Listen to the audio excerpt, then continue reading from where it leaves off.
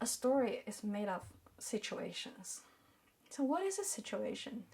The easiest way to think about it is a specific moment in life, and there's a conflict. So I would call that a situation. For instance, a husband and wife have an argument in a restaurant. It's not a story, it's a situation. They have an argument over their child's education. There's conflict. There's interaction and action. The husband may just put the bill down very harshly, or the wife is holding her own arms in a very cold way. There are different ways to show action interactions. Or another situation, someone walks down the street and bumps into someone and spills a whole cup of coffee on this other person. That's a situation too. It's a chance encounter, and there's a minor conflict that could have gone major because the coffee spilled. And there's also consequence, there's interaction, they have to talk to each other. And again, that's a situation where you can develop the characters. These situations probably are everyday situations. And then there are some situations that are really strange but mysterious. For instance, a friend of mine told me her little brother used to like to go to morgue and ask to see a corpse. So, the same young man, we could see him at a party or at a dance, drinking or, chatting with friends. But this specific situation where he walked to the morgue and he asked to see a corpse. And the person there said, which corpse do you want to see? And he said, well, anything, anyone would do. And the person at morgue said, no, you can't see anyone. You have to see a specific morgue.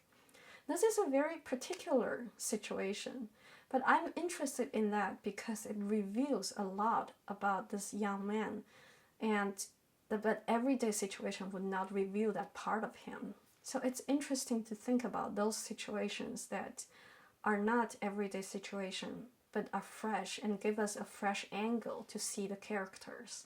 When you think about the situations, avoid dramatic moments or melodramas. If you write about car crash, it's hard to write car crash because it's a dramatic event, and most people react to that extreme drama the same way, and it's hard to see them as individuals.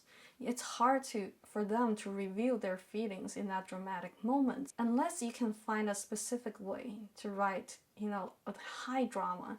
You want to avoid those moments. We're going to make the leap from the situation to the story. I would like you to think about at least 2 supporting characters and introduce them to the story.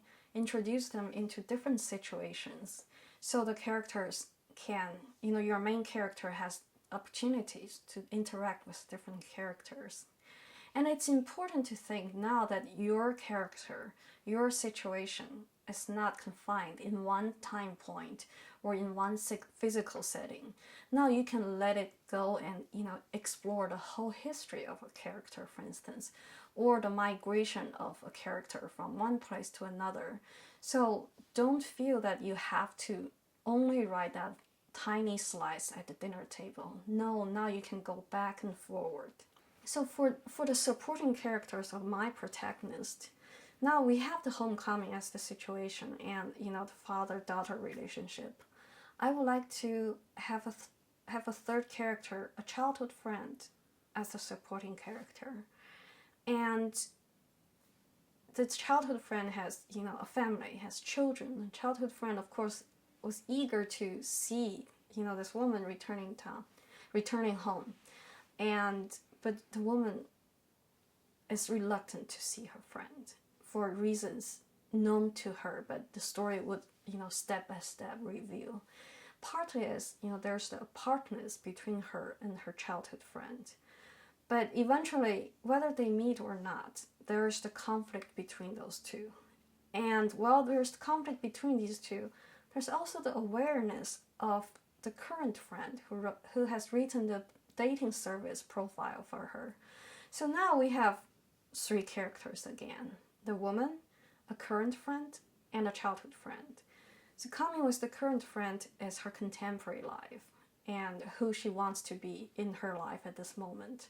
What coming with the childhood friend is her history, family history, personal history, and who she doesn't want to be, but she cannot avoid being.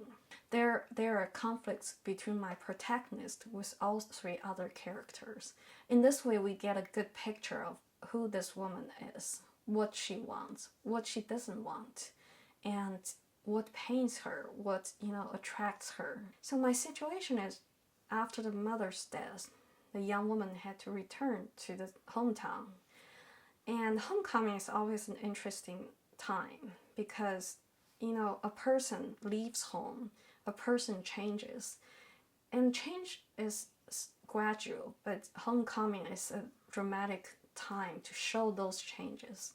So my situation is the young woman comes home and she was horrified by the line that her father put into the orbit saying, as it turned out, God took care of it. It's not a story yet. It's only one moment of their interaction. But within this situation, we will get to know the father and the daughter, and also the mother, because even though the mother is dead, she's there as a character. And the mother has to be on both characters' minds.